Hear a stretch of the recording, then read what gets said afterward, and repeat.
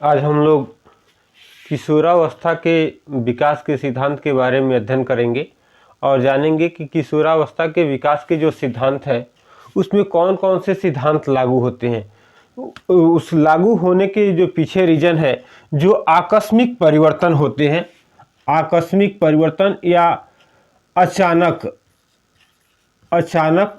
जो परिवर्तन बालक या बालिका में देखने को मिलता है, जैसे शारीरिक परिवर्तन, मानसिक परिवर्तन, संवेगात्मक परिवर्तन और सामाजिक परिवर्तन।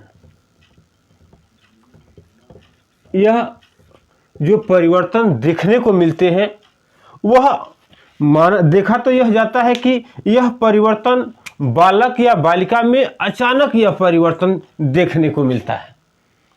यह जो परिवर्तन, जो शारीरिक परिवर्तन होता है वह पूर्व में नहीं देखा जाता। जो मानसिक परिवर्तन होता है वह भी उससे पूर्व नहीं देखा जाता है। संवेगात्मक परिवर्तन भी नहीं देखा जाता है और न वह सामाजिक परिवर्तन भी पहले देखा गया होता है। अब बात आती है कि यह जो परिवर्तन बालक या बालिका में किशोरावस्था के समय में देखा जाता है उसमें कौन कौन से सिद्धांत लागू होते हैं। वह कौन सा सिद्धांत है जो उसको प्रमाणित करता है कि हाँ, बच्चा या किशोरावस्था में अमुक अमुक परिवर्तन होते हैं और उसके वजह क्या क्या है। चलिए जानते हैं। आकस्मिक विकास का जो सिद्धांत, आकस्मिक विकास का सिद्धांत स्टेनले हॉल ने दिया था। इन्होंने यह माना कि बालक या बालिका में, उस किशोर या किशोरी में जो भी परिवर्तन होता है वह अकस्मात होता है या अचानक होता है। स्टेनले हॉल का यह स्टेटमेंट है। उन्होंने एडोलसेंस नाम की एक पुस्तक 1904 में प्रकाशित की। 1904 में एडोलसेंस नामक एक पुस्तक का प्रकाशन स्टेनले हॉल ने किया और उसमें उन्होंने बताया कि किशोर में जो भी परिवर्तन होते हैं वह अचानक होते हैं या अकस्मात होते हैं। उन्होंने अपना एक स्टेटमेंट भी दिया है, आप लोग चाहें तो उसे नोट कर लें। स्टेनले हॉल का मानना है, लिखेंगे भी,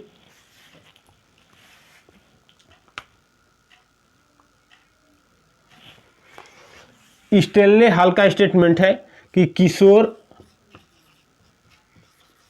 में जो शारीरिक,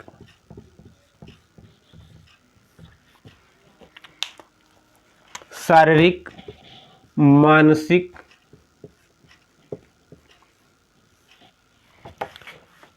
एवं संवेगात्मक परिवर्तन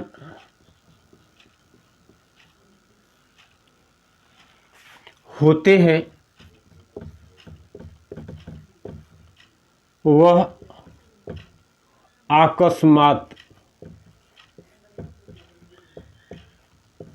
अकस्मात होते हैं।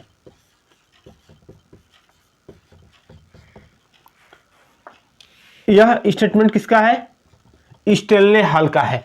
स्टेनले हॉल ने भी इस पुस्तक में जिक्र किया है, एडोलसेंस में भी जिक्र किया है। जिस पुस्तक का प्रकाशन स्टेनले हॉल ने 1904 में किया था उसमें भी इस बात का जिक्र किया है कि जो किशोर में अचानक परिवर्तन होते हैं, जो शारीरिक परिवर्तन होते हैं या मानसिक परिवर्तन होते हैं, संवेगात्मक परिवर्तन होते हैं, वह सभी परिवर्तन अकस्मात होते हैं। वह उस समय से पहले, यानी कि टीन एज से पहले, किशोरावस्था में आने से पूर्व वह परिवर्तन देखा नहीं गया होता है। इसलिए इन्होंने जो सिद्धांत दिया वह आकस्मिक विकास का सिद्धांत दिया।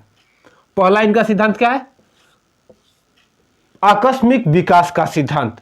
आकस्मिक विकास के सिद्धांत के जनक कौन है? स्टेनले हॉल है। स्टेनले हॉल ने अपनी एक पुस्तक प्रकाशित की थी, उसका नाम क्या है? एडोलसेंस है। वह पुस्तक कब प्रकाशित की गई थी? तो 1904 में की गई थी। यहाँ से आपके बहुत आसान से प्रश्न बनते हैं जो बीटेट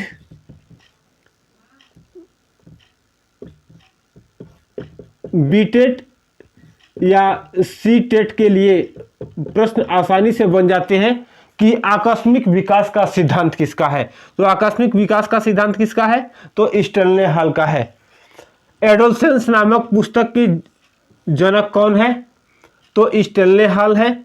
एडोलसेंस नामक पुस्तक कब प्रकाशित की गई थी? तो एडोलसेंस नामक पुस्तक 1904 में प्रकाशित की गई थी। यहां से अब हमारे 2-3 प्रश्न आसानी से, स्टेनले हॉल 1904, पुस्तक का नाम एडोलसेंस, आकस्मिक विकास का सिद्धांत किसका है? तो स्टेनले हॉल का है। यहां से यानी कि 3-4 प्रश्न आसानी से बन जाते हैं जो बी टेट या सी टेट में या सुपर टेट में भी पूछे जाते हैं। तो यह प्रश्न बनते ही बनते हैं, इसको आप राइट मार्क कर लेंगे। एक दूसरा प्रश्न सिद्धांत आता है जिसे हम क्रमिक विकास के सिद्धांत के नाम से जानते हैं। क्रमिक विकास का सिद्धांत, इस सिद्धांत को प्रतिपादित करने के लिए 3 लोगों का श्रेय जाता है, जानेंगे।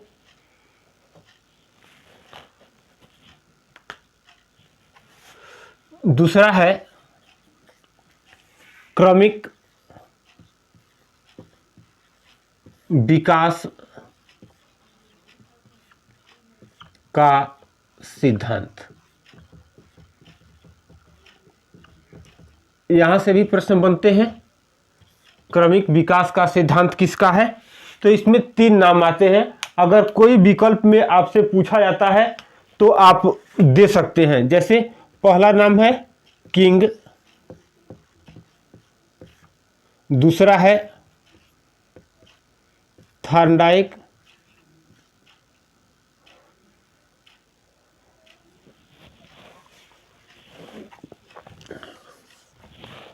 ध्यान देंगे, थॉर्नडाइक, और तीसरा है हॉलिंगवर्थ।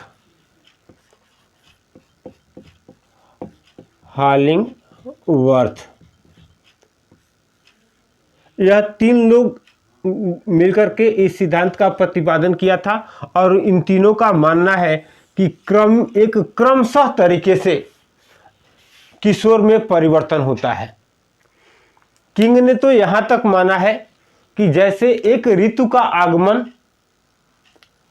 दूसरे ऋतु के अंत में अस्पष्ट होने लगता है, वैसे ही बाल्यावस्था के अंतिम चरण में ही किशोरावस्था के आगमन का प्रकाशन होने लगता है। किंग ने माना है कि यह क्रमिक विकास के अंतर्गत आता है। क्रमशः एक दूसरे का आगमन जैसे ही होता है, एक दूसरे के अंत में उसकी छाप दिखाई देने लगती है, उसकी परछाई दिखाई देने लगती है। यहाँ पर भी इनका अपना एक ही स्टेटमेंट है किंग का कि जिस प्रकार एक ऋतु के अंतिम चरण में दूसरे ऋतु के आगमन का प्रतिरूप दिखाई देने लगता है, वैसे ही बाल्यावस्था के अंत में किशोरावस्था के आगमन का प्रतिरूप दिखाई देने लगता है। तो यह प्रतिरूप दिखाई देने का मतलब क्या है कि क्रमशः एक दूसरे के बाद एक दूसरे का आगमन का जो प्रतिरूप होता है वह दिखाई देने लगता है। इसे नाम दिया है क्रमिक विकास के सिद्धांत के अंतर्गत। चलिए इसके अंतर्गत कुछ और बातें जानते हैं। क्रमिक विकास के सिद्धांत के बाद अब यहां पर एक प्रश्न आपसे बनता है कि किशोरावस्था में विकास के कितने सिद्धांत हैं। तो किशोरावस्था में विकास के यही 2 सिद्धांत हैं, आकस्मिक विकास का सिद्धांत और क्रमिक विकास का सिद्धांत। एक इसी किशोरावस्था से संबंधित एक बात आती है, उसे जान लेंगे। जीवन का सबसे महत्वपूर्ण काल किलपैट्रिक का है। E.A.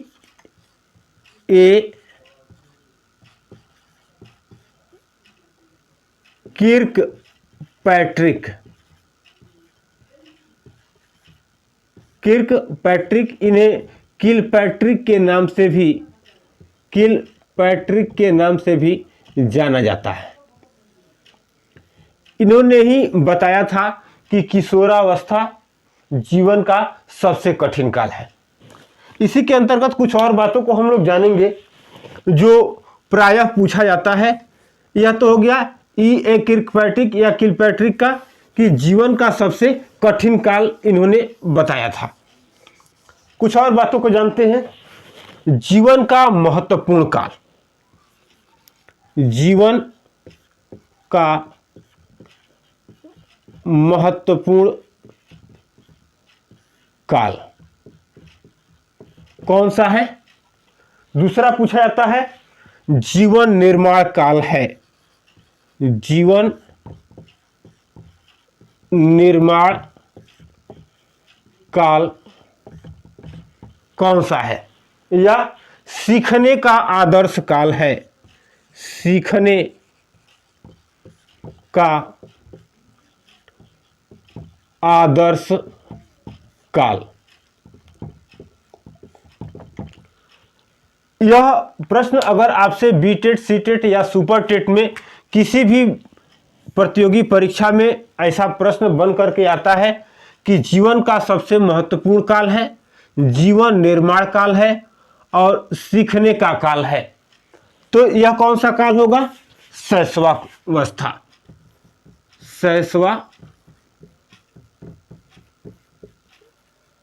यह शैशवावस्था के अंतर्गत आता है।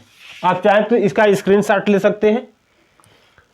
ऐसे ही प्रश्न कुछ और बन करके आते हैं, उसके बारे में जानेंगे।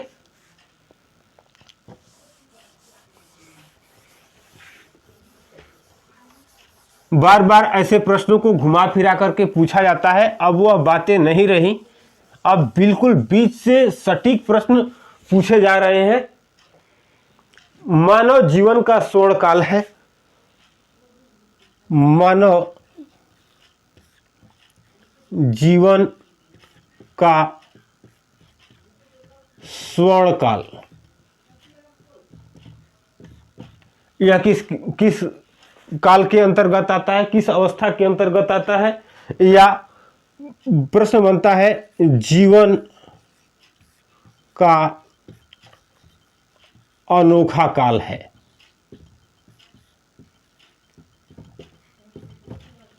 यह दो प्रश्न बार बार पूछे गए हैं। यह किसके अंतर्गत आएगा? यह बाल्यावस्था के अंतर्गत आएगा। किसके अंतर्गत? बाल्यावस्था के अंतर्गत। आपसे प्रश्न घुमा फिरा करके पूछ लिए जाते हैं कि यह किस अवस्था के अंतर्गत आएगा। अब प्रश्न बनता है किशोरावस्था से, वहां पर कुछ घुमा फिरा करके वहां पर भी प्रश्न पूछे जाते हैं, उसे देख लेंगे। जीवन का सबसे कठिन काल है। जीवन का सबसे कठिन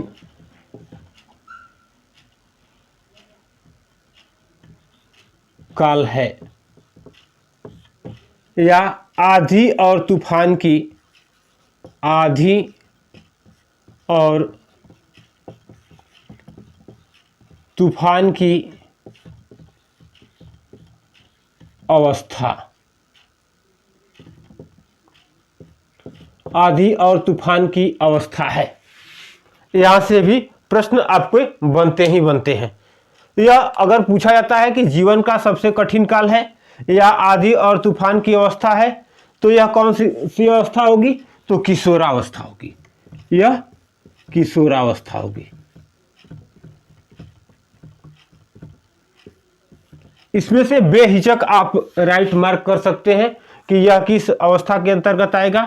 तो जीवन का सबसे कठिन काल किशोरावस्था, आंधी और तूफान की अवस्था तो किशोरावस्था। चलिए इसको थोड़ा सा स्क्रीनशॉट के दृष्टिकोण से और एक साथ लिखने और पढ़ने का हम लोग काम करेंगे, जिससे बाद में नोट्स तैयार करने में हम लोगों को आसानी हो सके और बेहतर तरीके से हम उसे लिख पाएँ। बार बार ब्लैक बोर्ड को ड्रफ करने में, साफ करने में और बार बार लिखने में, नोट्स को तैयार करने में हो सकता है कि कठिनाई आ रही हो। प्रश्न जैसे बनता है, जीवन निर्माण काल है क्या? जीवन निर्माण काल। एक प्रश्न यह भी हो सकता है, यह किस अवस्था के अंतर्गत आता है? या जीवन का महत्वपूर्ण काल। जीवन का महत्वपूर्ण काल, जीवन का महत्वपूर्ण काल, यह भी प्रश्न बन करके आ सकता है। या सीखने का आदर्श काल। सीखने का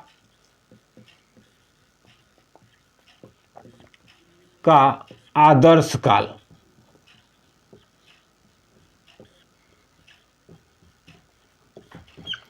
अगर यह 3 प्रश्न बन करके आपके सामने आते हैं तो बेहिचक जीवन का निर्माण काल है, या जीवन का महत्वपूर्ण काल है, या सीखने का आदर्श काल है, तो यह किसके अंतर्गत आएगा? यह शैशवावस्था के अंतर्गत आएगा। शैशवावस्था के अंतर्गत आएगा। ये तीनों में से कोई एक ऐसा प्रश्न अगर आपके समक्ष आता है तो आप सीधे से राइट मार्क करेंगे शैशवावस्था के अंतर्गत। अब प्रश्न पूछा जा सकता है, मानव जीवन का स्वर्णकाल है। मानव जीवन का स्वर्णकाल या जीवन का अनोखा काल। जीवन का अनोखा काल। अगर यह प्रश्न आपके सामने बन करके आता है कि जीवन का अनोखा काल है या मानव जीवन का स्वर्ण काल है, तो यह प्रश्न बाल्यावस्था से संबंधित है। किससे संबंधित है? बाल्यावस्था से।